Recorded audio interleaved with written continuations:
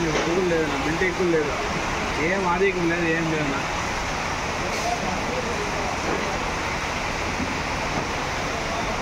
నారాయణ కూడా ఈరోజు రేపు నిలిపేస్తున్నావా ఏమో సొంతంగా జ్యూస్ బిజినెస్ చేస్తున్నాను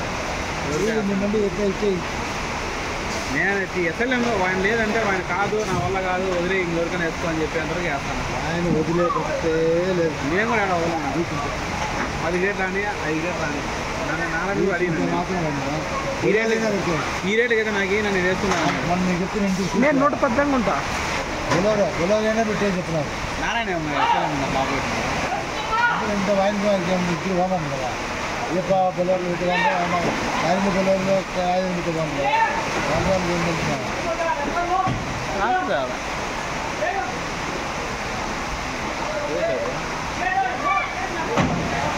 అదే చిన్నదే చూడండి